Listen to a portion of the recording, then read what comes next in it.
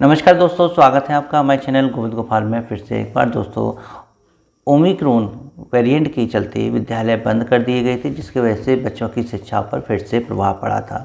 तो सरकार अब इस शिक्षा के नुकसान की भरपाई के लिए नए नए प्रयास करेगी और कोशिश करेगी कि बच्चों का कोई भी अहित ना हो। इन्हीं में से एक पहलू है कि अब विद्यालय प्रबंध समिति को और भी सुदृढ़ बनाया जाएगा, ताकि वो विद्यालय की व्यवस्था को संभाले रखें, उनके बच्चों के शैक्षिक स्तर में भी विकास कैसे हो, इस पर भी विशेष ध्यान रखें। इन सभी के लिए अब विद्यालय प्रबंध समिति के सदस्यों का प्रशिक्षण किया जाएगा। फिलहाल ये खबर अभी शामली ज़िले से है। शामली ज़िले में प्रत्येक स्कूल की प्रबंध समिति के सदस्यों का और वहाँ से एक शिक्षक का प्रशिक्षण बीआरसी केंद्र पर कराया जाएगा। शामली ज़िले के सभी ब्लॉकों से 4 प्रशिक्षण मास्टर ट्रेनर जो होते हैं उनको प्रशिक्षित किया गया है। मास्टर ट्रेनर्स, ये 4 मास्टर ट्रेनर्स फिर प्रबंध समिति के सदस्य और एक शिक्षक को प्रशिक्षण देंगे। इस प्रशिक्षण के जो मुख्य बिंदु हैं वह है विद्यालय प्रबंध समिति का गठन, उनके कार्य, उनके दायित्व और किस प्रकार बच्चों की शिक्षा में बेहतर सुधार लाया जा सके, इसके लिए भी चर्चा होगी। नई शिक्षा नीति के अंतर्गत आंगनबाड़ी केंद्र अब प्राथमिक विद्यालय में आएंगे, इससे संबंधित भी उनसे चर्चा की जाएगी। राष्ट्रीय शिक्षा नीति के साथ साथ आरटीई और निःशुल्क बाल शिक्षा अधिकार अधिनियम के बारे में भी उनसे बात की जाएगी। एक तरह से विद्यालय प्रबंध समिति के सदस्य और शिक्षकों को इन सभी बिंदुओं पर चर्चा कर उनको उनके दायित्वों के निर्वहन के लिए प्रेरित किया जाएगा।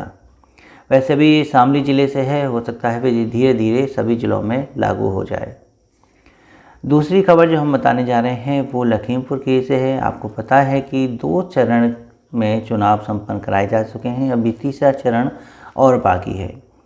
तीसरे चरण के चुनाव से पहले बीएलओ को अपनी मतदाता पर्चियों को बांटना होता है अपने क्षेत्र में, जिसके लिए उनको पहले ही पर्चियां दे दी जाती हैं और ये पर्चियां मतदाता तक उनके घर घर जाकर पहले ही पहुंचाई जाती हैं, ताकि मतदान केंद्र पर वोट डालते वक्त किसी भी तरह का विलंब ना हो। तो इस पर लखीमपुर खीरी के डीएम जिलाधिकारी महोदय ने रिटर्निंग ऑफिसर को सख्त निर्देश दिए हैं कि आप इसकी जाँच करें कि कोई भी बीएलओ मतदाता पर्चियों के वितरण के कार्य में लापरवाही ना करे। ऐसे संबंध में अगर कोई बीएलओ पाया जाता है तो उस पर सख्त कार्रवाई की जाएगी। यहाँ तक कि बीएलओ के खिलाफ एफआईआर दर्ज करने की बात भी कही गई है। यानी ऐसे बीएलओ जो अपनी मतदाता पर्चियों को समय से सभी मतदाताओं के घर तक नहीं पहुँचाते हैं और इसकी जाँच जब रिटर्निंग ऑफिसर के द्वारा कर ली जाती है और सत्यता पाई जाती है तो उस बीएलओ के खिलाफ एफआईआर दर्ज करने तक के निर्देश जिलाधिकारी महोदय ने दे दिए हैं। तो स्पष्ट है कि चुनाव जो है बड़ी सख्ती के साथ और सबसे बड़ी प्राथमिकता के साथ संपन्न कराना जिला प्रशासन की जिम्मेदारी होती है। इसलिए हर किसी को जो उस कार्य क्षेत्र से जुड़ा हुआ है को भी अपनी दायित्वों का निर्वहन पूरी ईमानदारी के साथ करना चाहिए। नई शिक्षा नीति जब लागू हो रही है तो ये भी बताया जा रहा है कि इस अप्रैल से यानी नए सत्र से नई शिक्षा नीति के अंतर्गत आंगनबाड़ी केंद्रों को प्री प्राइमरी में शामिल करके अब सामूहिक रूप से शिक्षा दी जाएगी। यानी कि अब आंगनबाड़ी के बच्चे अब आंगनबाड़ी के नहीं रहेंगे, प्राथमिक विद्यालय के हो जाएंगे। इसके लिए आंगनबाड़ी और सहायिकाओं को प्रशिक्षण भी दिया जा रहा है। उनको प्रशिक्षण दिया जाएगा कि किस तरीके से वो प्राथमिक विद्यालय से सामंजस्य बनाएंगे। अब प्राथमिक विद्यालय में एडमिशन 6 वर्ष पर नहीं बल्कि 3 वर्ष पर ही हो जाया करेंगे, क्योंकि वो बच्चे अब आंगनबाड़ी में पढ़ेंगे फिर प्राइमरी स्कूल में पढ़ेंगे।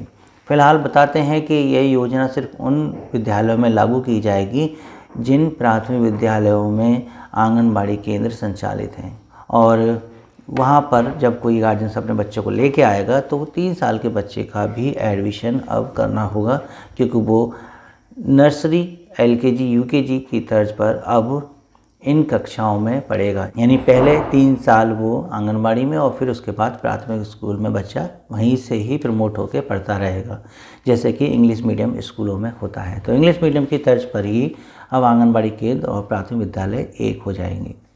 तो बस दोस्तों, ये थी खबर आज की बेसिक शिक्षा की, और ऐसे ही अपडेट पाने के लिए आप हमारे चैनल को सब्सक्राइब कर सकते हैं, वीडियो को लाइक कर सकते हैं, शेयर कर सकते हैं, और जुड़े रहिएगा हमारे चैनल से। हम आपसे मिलेंगे अगली वीडियो में ऐसे ही कुछ नई खबरों के साथ। तब तक के लिए नमस्कार, जय हिंद।